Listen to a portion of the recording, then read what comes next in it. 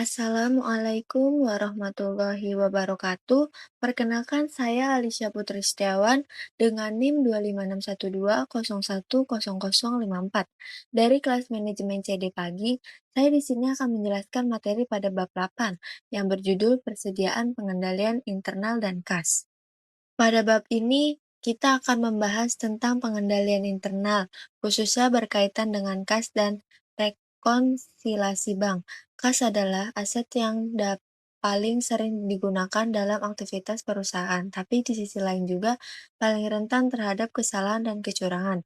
Oleh karena itu, perusahaan perlu memiliki sistem pengendalian internal yang baik agar kas dapat dikelola secara aman dan efektif. Setelah mempelajari materi ini, kita diharapkan mampu memahami bagaimana pengendalian internal bekerja, mengenali risiko yang mungkin terjadi, serta mengetahui cara perusahaan melindungi kas dan memastikan saldo kas yang dilaporkan benar melalui rekonsilasi bank. Di sini ada pengendalian internal. Kerangka kerja terintegrasi adalah standar yang digunakan perusahaan dalam mendesain, menganalisis, dan mengevaluasi pengendalian internal. Jadi, kerangka kerja pengendalian internal terintegrasi menjadi standar yang digunakan perusahaan untuk mendesain, menganalisis, dan mengevaluasi pengendalian agar bisa berjalan secara efektif. Sederhananya, pengendalian internal ini berfungsi sebagai sistem pengaman bagi perusahaan. Di sini ada unsur-unsur pengendalian internal. 5 unsur pengendalian internal, elemen internal control yang ditetapkan oleh kerangka kerja terintegrasi. Yang pertama ada lingkungan pengendalian, yang kedua penilaian risiko, yang ketiga prosedur pengendalian, yang keempat ada pengawasan, yang kelima ada informasi dan komunikasi. Di sini juga ada lingkungan pengendalian. 3 faktor yang memengaruhi lingkungan pengendalian perusahaan adalah sebagai berikut. Pertamanya ada seorang CEO. CEO ini membuat struktur organisasi, yaitu bisa dibilang karyawan. Lalu ada kebijakan personalia, lalu ada filosofi manajemen dan gaya operasi. Lalu balik lagi kembali ke CEO. Lalu di sini juga ada prosedur pengendalian. Prosedur pengendalian dibuat untuk memberikan keyakinan yang memadai bahwa tujuan perusahaan dapat dicapai, termasuk mencegah kecurangan. Lalu ada prosedur pengendalian merupakan unsur pengendalian internal yang paling penting meliputi hal berikut. Yang pertama ada personel yang kompeten, rotasi kerja, dan cuti wajib. Yang kedua ada pemisahan bertanggung jawab untuk operasi yang berkaitan. Yang ketiga ada operasional, penyimpanan aset, dan akuntansi. Yang keempat ada bukti dan langkah-langkah keamanan. Selanjutnya ada ancaman terhadap pengendalian. Prosedur pengendalian, personel yang kompeten, rotasi kerja dan cuti wajib, pemisahan tanggung jawab untuk operasi yang berkaitan, pemisahan operasional, penyimpanan aset, dan akuntansi, bukti dan tindakan keamanan. Lalu ada pengawasan. Pengawasan terhadap sistem pengendalian internal dapat menemukan kelemahan-kelemahan dan memperbaiki efektivitas pengendalian, termasuk memantau perilaku karyawan dan sinyal peringatan dari sistem akuntansi. Lalu ada sinyal peringatan atas masalah pengendalian internal. Yang pertama ada tanda peringatan sistem dari manusia. Perubahan drastis gaya hidup atau tanpa memenangkan undian berhadiah. Yang kedua ada hubungan yang akrab dengan pemasok. Yang ketiga ada menolak mengambil cuti. Yang keempat sering berutang ke karyawan lain. Yang kelima ada mengonsumsi alkohol atau obat-obatan berlebihan. Tanda sistem peringatan pada akuntansi. Yang pertama adalah dokumen hilang atau jeda nomor transaksi, atau juga bisa berarti dokumen digunakan untuk transaksi yang tidak sah. Yang kedua, peningkatan luar biasa pengendalian uang ke pelanggan atau pengembalian bisa saja palsu. Yang ketiga, perbedaan antara penerimaan kas harian, dan setoran bank. Bisa bermakna penerimaan kas dicuri sebelum disetor ke bank. Yang keempat, peningkatan mendadak pembayaran yang terlambat atau karyawan bisa mencuri uang pembayaran. Yang kelima, penundaan pencatatan transaksi. Kemungkinan ada usaha menghambat deteksi kecurangan. Selanjutnya ada keterbatasan pengendalian internal. Sistem pengendalian internal hanya dapat memberikan keyakinan memadai, bukan jaminan. Hal ini disebabkan faktor-faktor berikut. Yang pertama ada pengendalian elemen manusia, yang kedua ada pertimbangan biaya manfaat. Lalu ada pengendalian terhadap penerima kas. Yang pertama ada untuk melindungi kas dari pencurian dan penyalahgunaan. Perusahaan harus mengendalikan kas sejak diterima sampai kas disimpan di bank. Yang kedua, biasanya perusahaan menerima kas dari dua sumber utama pelanggan. Yang pertama, pelanggan yang membeli barang atau jasa. Yang kedua, pelanggan yang membayar piutangnya. Lanjut lagi ada pengendalian yang penting untuk melindungi kas yang diterima di penjualan langsung atau secara tunai adalah mesin kasir. Di sini ada contoh kas yang diterima dari penjualan tunai. Ada seorang pelanggan membayar belanjaannya secara kas atau secara cash ke dalam mesin kasir. Mesin kasir menerima uang cash, lalu uang kas ini diberikan kepada departemen kasir. Departemen kasir memberikan setoran kas ini ke sebuah bank. Setelah dari bank memberikan bukti setoran kepada departemen akuntansi. Lalu departemen akuntansi mencatat ayat jurnal tersebut. Di sini ada contoh kas kurang atau kas lebih. Sebagai ilustrasi, asumsikan data mesin kasir pada 3 Mei sebagai berikut. Total kas pada mesin kasir untuk penjualan tunai 35.690.000. Kas yang diterima pada penjualan tunai 35.668.000. Penjualan tunai, penerimaan kas dan kekurangan kas sebesar 22 juta. Maka akan dicatat pada tanggal 3 Mei kas di bagian debit itu 35.668.000. Lalu ada kas kurang atau kas lebih, ditulis di bagian debit juga sebesar 22 juta. Penjualannya ditulis di bagian kredit sebesar 35.690.000. Lalu di sini ada pengendalian pembayaran kas. Pengendalian terhadap kas harus memberikan keyakinan yang memadai bahwa yang pertama ada pembayaran dilakukan hanya untuk transaksi yang telah diotoritasi, kas yang digunakan secara efektif dan efisien.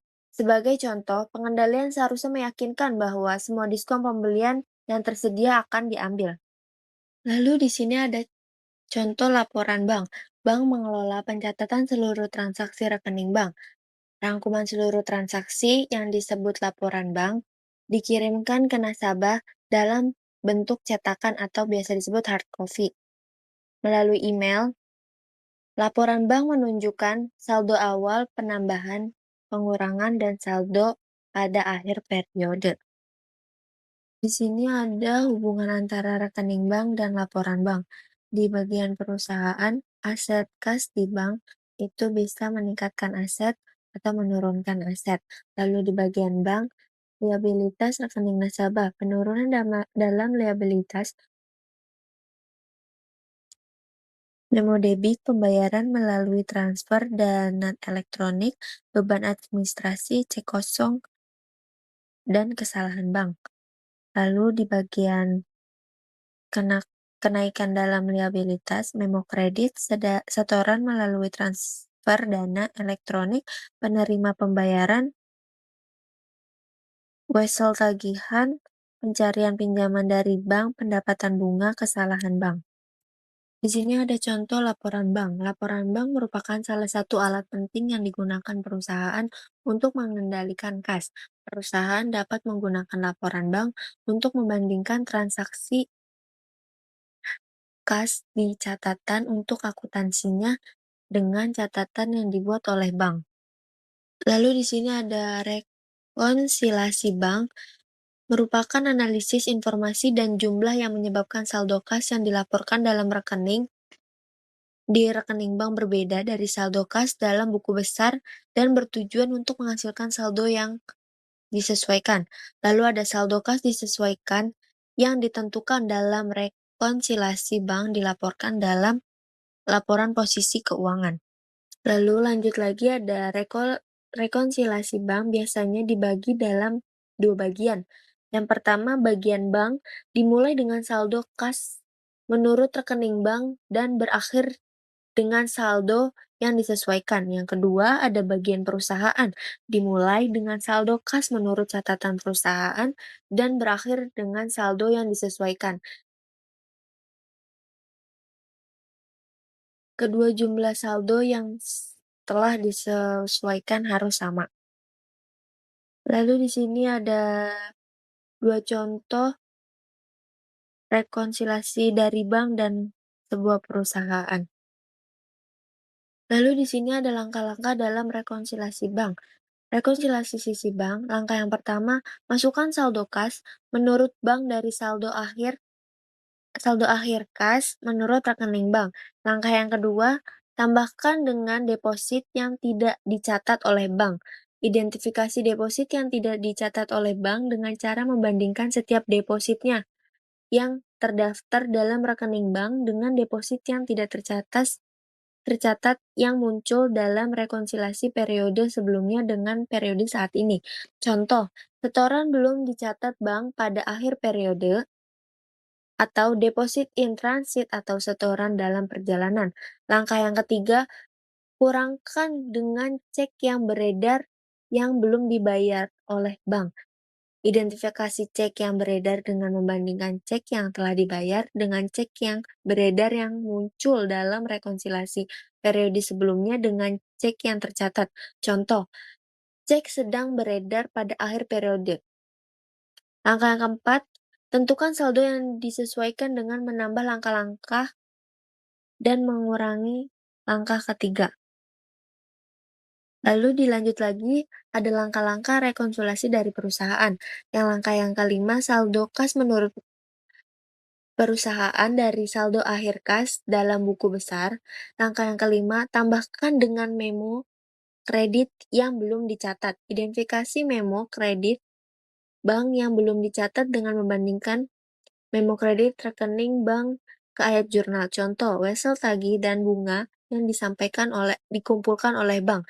Langkah yang ketujuh, kurangkan dengan memo debit yang belum dicatat. Identifikasi memo debit bank yang belum dicatat oleh perusahaan dengan membandingkan memo debit laporan bank ke ayat jurnal. Contoh, cek kosong atau NVC pelanggan beban administrasi bank. Langkah yang kedelapan, tentukan saldo disesuaikan dengan menambah langkah 6 dan mengurangi langkah 7. Lalu ada buktikan jika saldo disesuaikan sama. Langkah yang kesembilan, buktikan jika saldo yang disesuaikan dalam langkah 4 dan 8 sama. Lalu di sini ada ilustrasi dari rekonsiliasi bank. Setoran tanggal 31 Juli belum dicatat dalam rekening bank sebesar 816.200. Terus ada cek yang belum diuangkan. Nomor 812 senilai 1.061.000, nomor 8778 sebesar 435.390. Lalu di nomor 883 48.600, totalnya 1.544.990. Wesel tagih 400.000, berikut bunga sebesar 8.000 diterima oleh bank belum dicatat dalam jurnal seperti ditunjukkan dalam memo kredit 408. Di sini juga ada contoh rekonsiliasi bank untuk PT Sigma Utama. Langkah yang pertama, saldo kas menurut laporan bank itu senilai Rp3.359.780. Lalu langkah yang kedua, ditambah setoran tanggal 31 Juli yang belum dicatat oleh bank sebesar Rp816.200. Maka totalnya setelah ditambah Rp4.175.980. Angka yang ketiga dikurangi cek yang belum diuangkan pada nomor 812, 878 nomor sama 883. Dikurangi, maka jumlahnya 1.544.990. Lalu langkah yang keempat, saldo yang disesuaikan.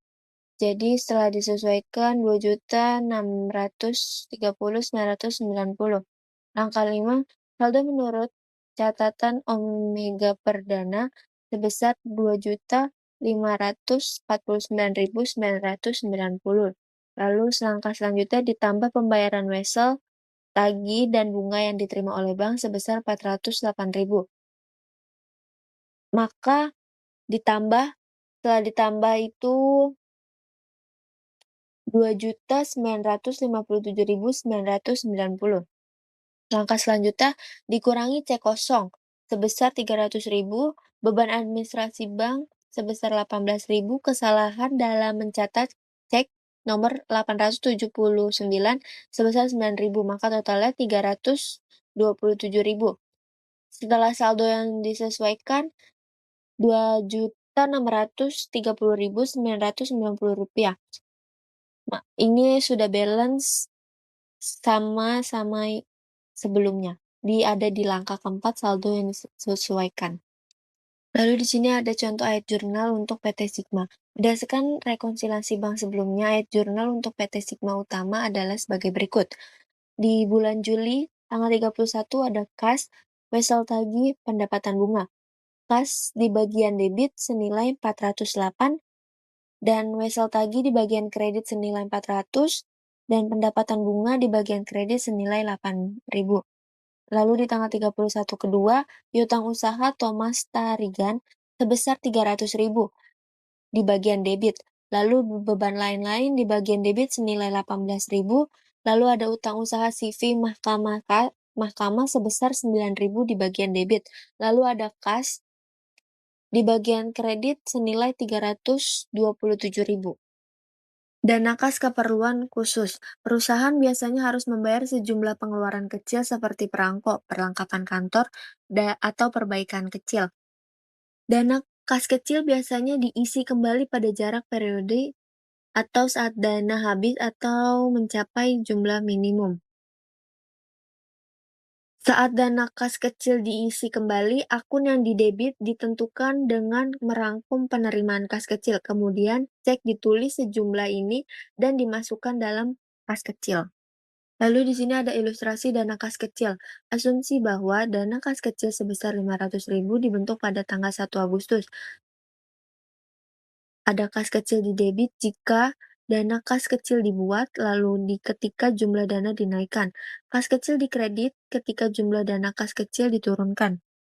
Masih lanjut dengan ilustrasi dana kas kecil, pada akhir bulan Agustus, bukti kas kecil menunjukkan pengeluaran untuk pos-pos berikut. Perlengkapan kantor senilai 380.000, perangko debit perlengkapan kantor senilai 22.000, perlengkapan toko sebesar 35.000, beban administrasi lain-lain sebesar 30.000, maka totalnya adalah 467.000. Maka ditulis dalam ayat jurnal untuk mengisi kembali dana kas kecil pada tanggal 31 Agustus adalah sebagai berikut. Lalu di sini ada laporan posisi keuangan kedai kopi yang menyajikan kas ditunjukkan sebagai berikut. Di sini ada rasio kas pada pengeluaran kas per bulan. Rasio kas terhadap beban kas bulanan kemudian dihitung sebagai berikut. Rasio kas terhadap beban kas bulanan sama dengan kas pada akhir tahun dibagi beban kas bulanan. Kas termasuk setara kas diperoleh dari laporan posisi keuangan akhir periode. Beban kas bulanan terkadang disebut kas burn. Diestimasi dari bagian aktivitas operasi laporan arus kas sebagai berikut. Beban kas bulanan sama dengan arus kas negatif dari kegiatan operasi dibagi menjadi 12.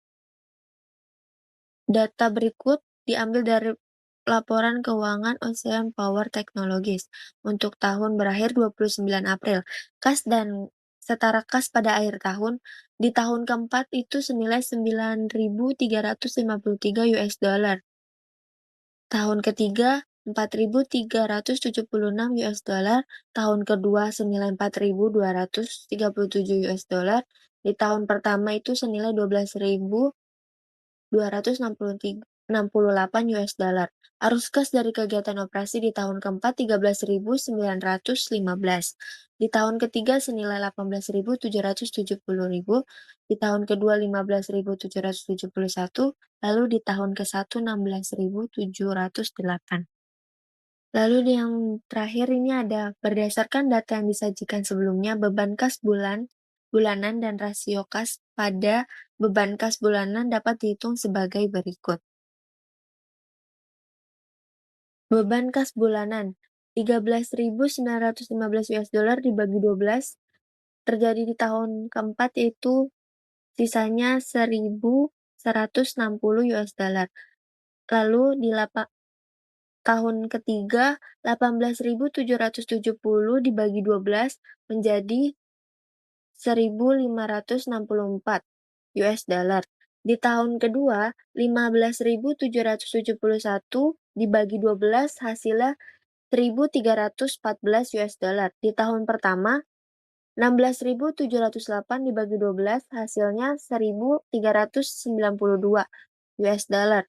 Rasio kas pada beban kas bulanan US$9.353 dibagi 1.160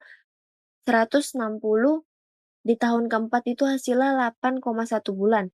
Lalu di tahun ketiga US$4.376 dibagi 1.564. Maka hasil di tahun ketiga itu 2,8 bulan. Lalu di tahun kedua ada 4.237 dibagi 1.314, hasilnya 3,2 bulan.